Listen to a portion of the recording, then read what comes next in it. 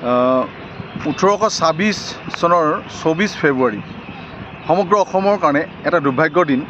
এই দিনটোতে আমি সমগ্ৰ অসমীয়া জাতিটোৱে আহোমৰ নেতৃত্বত আমি সৰ্বকালৰ কাৰণে আমি চিৰদিনৰ কাৰণে আমাৰ নিজৰ ঐতিহ্য, নিজৰ পৰম্পৰা তথা নিজৰ অধিকাৰ, নিজৰ স্বাধীনতা আমি হেৰুৱাইছিলোঁ। এই দিনটোতে আমি সম্পূৰ্ণভাৱে আমাৰ চিৰকালভাৱে যিখিনি আমি হেৰুৱাইছিলোঁ সেইখিনি উদ্ধাৰ হ'বলৈ আৰু এক বছৰ আছে। আমি জনামতে, আমি বুৰঞ্জী পোৱা মতে 1826 চনৰ ইয়াণ্ডাবু নামৰ ঠাইত যি সন্ধি হৈছিলে, সেই সন্ধিৰ মতে ব্ৰিটিছৰ আৰু মানৰ মাজত হোৱা সন্ধি মতে আমি আহোমৰ লগতে সমগ্ৰ অসমীয়া জাতিটোৱে আমি 200 বছৰৰ কাৰণে আমি ব্ৰিটিছৰ ওচৰত আমি বন্ধকত গৈছিলোঁ। আৰু সেই বন্ধকৰ যিটো পিৰিয়ড মানে সময় বা সীমা সেইটো শেষ হ'বলৈ আৰু এবছৰ আছে। গতিকে আজি আমি সচেতন হিচাপে আমি গোটেই অসমীয়া জাতিটোক আমি আগবঢ়াই লৈ যাব বিচাৰিছোঁ। আমি লাচিত সেনাই আমি আজি সেইকাৰণে আজি ঐতিহাসিক লাচিত ঘাটত লাচিতৰ প্ৰতিমূৰ্তিৰ সন্মুখত আমি শপত লৈছোঁ। আৰু আজি তেখেতক সন্মুখত ৰাখি আজি আমি অনাগত বছৰটোত আমি আমাৰ সম্পূৰ্ণ অসমীয়া জাতিটোৱে কৰ্মত আৰু সম্পূৰ্ণ এক সুঠাম জাতি আৰু শক্তিশালী জাতিৰ ওপৰত আমি প্ৰতিষ্ঠা কৰিবলৈ আগবাঢ়ি গৈ আছোঁ। কিয়নো অসমীয়া জাতিটোৱে যি শৌৰ্য হেৰুৱাইছিল, ইতিহাসত কোনোদিন নজি নাছিল যে কোনো জাতিৰ ওচৰত অসমীয়া হাৰিছিল। সেয়াই প্ৰথম ষড়যন্ত্ৰমূলকভাৱে আমি ব্ৰিটিছৰ ওচৰত বন্ধকত থৈ আমাক যিটো ধৰণে আমাক হৰুৱাইছিল সেই তাৰ পুতকটো তুলিবলৈ আৰু এবছৰ আছে। আমি ভাবিছোঁ পুতক তুলিম, কিয়নো আমি আমাৰ হেৰুওৱা স্বাধীনতাখিনি ঘূৰাই অনাৰ এক থল আহি পৰিছে আজি। এইকাৰণে যে আমি অসমীয়া জাতিটোৱে সম্পূৰ্ণভাৱে হেৰুৱাই 200 বছৰ পাৰ কৰিম আমি 2026 চনৰ 24 মাৰ্চত, গতিকে 24 ফেব্ৰুৱাৰী গতিকে মই আজি আপোনালোকক এটা আহ্বান জনাব বিচাৰিছোঁ আমাৰ এই অনুষ্ঠানটোৰ জৰিয়তে যে অসমৰ প্ৰত্যেকটো জাতি জনগোষ্ঠীৰ খিলঞ্জীয়া জাতি জনগোষ্ঠীৰ প্ৰত্যেকজন যুৱক যুৱতী, প্ৰত্যেকজন ব্যক্তি ওলাই আহক আৰু অসমত আপোনালোকৰ প্ৰত্যেকটো সমস্যা তথা প্ৰত্যেকটো সমস্যাৰ লগত যুঁজিব পৰাকৈ আপোনালোকে নিজকে শক্তিশালী ওপৰত আপোনালোকে প্ৰতিষ্ঠা কৰক। আৰু এটা কথা ক'ব বিচাৰিছোঁ, এই আপাহতে আপোনালোকক ক'ব বিচাৰোঁ যে অসমত যি বুৰঞ্জীগতভাৱে আমি আমাৰ অধিকাৰ হেৰুৱাইছিলোঁ, স্বাধীনতা হেৰুৱাইছিলোঁ, সেই স্বাধীনতাখিনি ঘূৰাই অনাৰ ক্ষেত্ৰত কিন্তু চৰকাৰে আমাক বিভিন্ন ধৰণে আমাক ইয়াৰ পৰা আঁতৰাবৰ কাৰণে চেষ্টা অব্যাহত ৰাখিব। কিন্তু আমি লাচিত সেনাই আমি পদক্ষেপ গ্ৰহণ কৰিছোঁ। আজি আমি ইয়াত আমাৰ উদ্বোধনী অনুষ্ঠান ৰাখিছোঁ। আমি ইয়াত এই উদ্বোধনী অনুষ্ঠানটোৰ জৰিয়তে অসমবাসীলৈ অনুৰোধ জনাম যে আপোনালোকে এই ক্ষেত্ৰত নিজৰ অধিকাৰ তথা হেৰুওৱা যিখিনি ঐতিহ্য, শৌৰ্য আপোনালোকে সেইখিনি ঘূৰাই আনিবৰ কাৰণে আপোনালোকে চেষ্টা কৰক। কিয়নো আমি অসমীয়া জাতিটো কোনোদিনেই শত্ৰুৰ ওচৰত পৰাস্ত হোৱা নাছিলোঁ। 17বাৰকৈ মোগল আক্ৰমণত আমি পৰাস্ত কৰি পেলাই মোগলক অধীন কৰাৰ পিছত 1947 চনত আকৌ সেই মোগলে শাসন কৰা সেই দিল্লীৰ ওচৰত আমি অংগৰাজ্য হিচাপে আজি আমি প্ৰতিষ্ঠা লাভ কৰিছোঁ।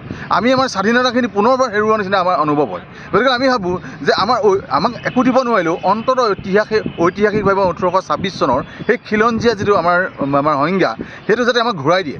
আমি 1826 চনটো আমি পনে বিচাৰোঁ, কিয়নো আমি 1826 চনৰ আগত থকা সেই জাতি জনগোষ্ঠীসমূহে আমি ইয়াত খিলঞ্জীয়া বুলি ভাবোঁ। এতিয়া কথা হৈছে কি, আমাৰ প্ৰত্যেকটো জাতি জনগোষ্ঠীয়ে এই খিলঞ্জীয়া দিৱসটোত কেনেদৰে তেখেতলোকে পালন কৰিব। আমাৰ কথা হ'ল কি, আমি লাচিত সেনাই তেখেতলোকক আহ্বান জনাব বিচাৰোঁ এইটোৱে যে আমি চৰকাৰৰ ওচৰত এটা দাবী জনাইছিলোঁ। আমি আত্মপ্ৰকাশ কৰাৰ দিনাৰে পৰা আমি আমাৰ ফালৰ পৰা এটা দাবী জনাই আহিছিলোঁ যে অসমত এটা ঐতিহাসিকভাৱে এটা আপোনালোকে এটা শক্তিশালী সেনা দল আপোনালোকে গঠন কৰক। সেই সেনাবাহিনীটোত অসমৰ প্ৰত্যেকটো জাতি জনগোষ্ঠীৰ আমাৰ প্ৰত্যেকজন যুৱকে তাত যোগদান দিয়ক। আৰু এই যিটো আমাৰ সেনাবাহিনী, চৰকাৰে যিটো সেনাবাহিনী গঠন কৰিব তেখেতলোকে নামাকৰণ কৰিব লাগিব লাচিত বৰফুকনৰ নামত।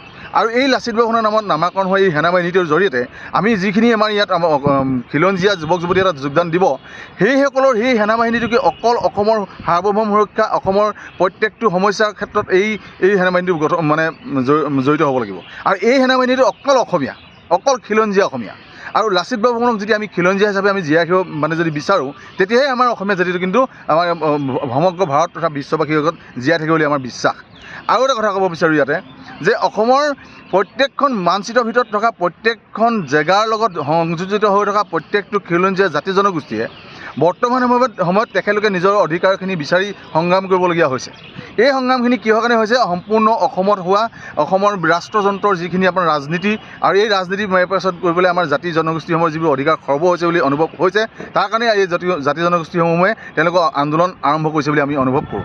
গতিকেলৈ আমি লাচিত সেনাই এখন এনেকুৱা মঞ্চ যিখন মঞ্চৰ জৰিয়তে আমি প্ৰত্যেকটো জাতি জনগোষ্ঠীৰ সকলোকে আমি আহ্বান জনাব বিচাৰোঁ, আপোনালোকে নিজৰ নিজৰ সেই ভেদাভেদবোৰ এৰি আপোনালোকৰ যি অভিমান আছে সেইবিলাক পৰিহাৰ কৰি লাচিত বৰফুকনৰ নেতৃত্বত গঠন হৈ লাচিত সেনাৰ লগত আপোনালোকে আহক, আমি সমিল মিলেৰে আলোচনা কৰোঁ আৰু অসমখনক অতি উন্নত এখন ৰাজ্যলৈ পৰ্যবেক্ষিত কৰাৰ ক্ষেত্ৰত আমি আগবঢ়াই লৈ যাওঁ আৰু যুৱকসকলক বিশেষকৈ আমি অসমত থকা যুৱকসকলক একোজন লাচিত হিচাপে যাতে আমি তেখেতলোকক গঢ়ি তুলিব পাৰোঁ তাৰ ক্ষেত্ৰত আপোনালোকে পদক্ষেপ গ্ৰহণ কৰক। আৰু আমাৰ এই কাৰ্যসূচী আজিৰ পৰা আমি প্ৰত্যেকটো 24 তাৰিখে প্ৰত্যেক মাহৰ 24 তাৰিখে আমি একোটা আমি অনুষ্ঠান ৰাখিছোঁ, আমি বৰ্ষজোৰাকৈ ৰাখিছোঁ, কিয়নো এই 24 তাৰিখে গৈ গৈ আমি 2026 চনৰ 24 মাৰ্চত 24 ফেব্ৰুৱাৰীত আমি লাচিত সেনাই সমগ্ৰ অসমবাসীক লগত লৈ এই খিলঞ্জীয়া অধিকাৰখিনি সাব্যস্ত কৰাৰ ক্ষেত্ৰত যি আমি দিৱস উদযাপন কৰিম সেইটোৱে হ'ব খিলঞ্জীয়াৰ আমাৰ অধিকাৰ আৰু সাব্যস্ত কৰাৰ দিন।